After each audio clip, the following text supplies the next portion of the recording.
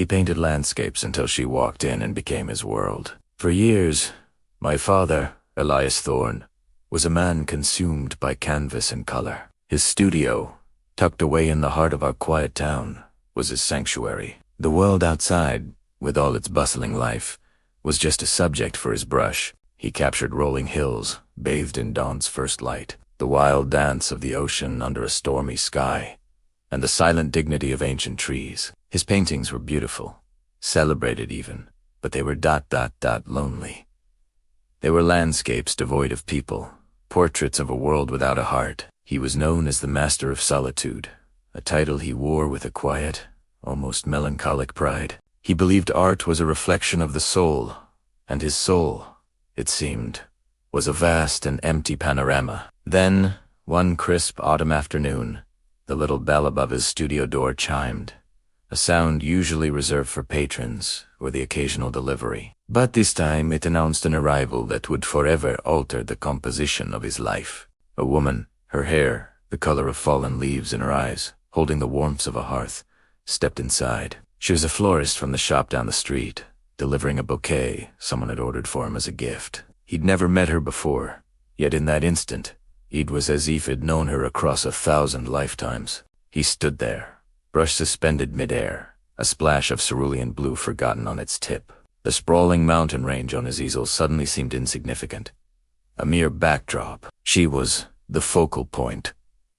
Her name was Lena, and she spoke of flowers, the way he spoke of colors. She talked about the language of petals, the stories told by stems and thorns.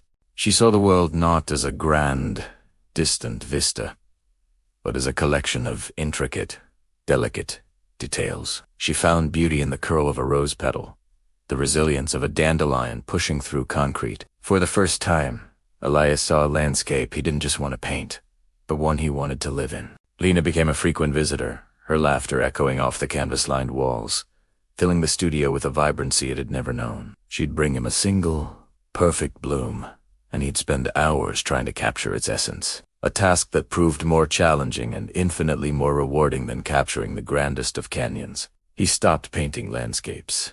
His new obsession was the gentle curve of her smile, the way sunlight caught in her hair, the thoughtful expression on her face as she arranged a bouquet. His studio, once filled with the muted tones of earth and sky, exploded with the vibrant hues of life. Portraits of Lena began to line the walls, each one a testament to his growing affection. There was Lena laughing, her head thrown back. Lena in quiet contemplation, a book in her lap. Lena with flour on her nose after an attempt at baking. He wasn't just painting a person.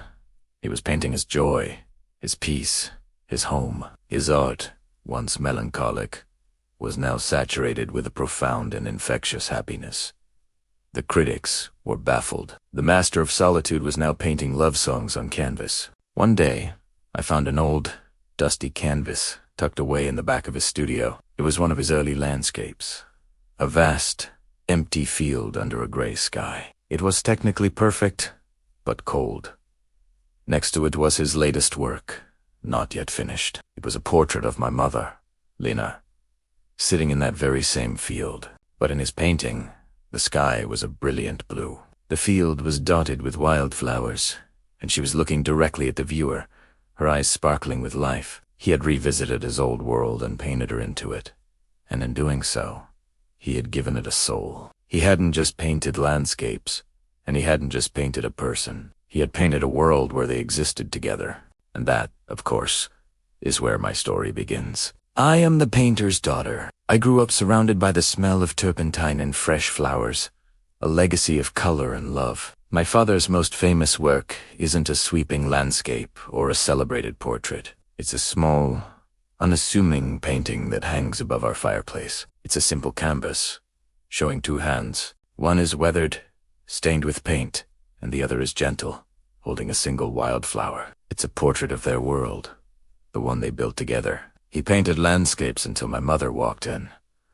Then she became his world, and together they painted mine. Thank you so much for listening to my family's story. It means the world to me to share it with you. If you enjoyed this little piece of my heart, please consider hitting that like button and subscribing to the channel. It helps me continue to tell the stories that matter most. I'll see you in the next one.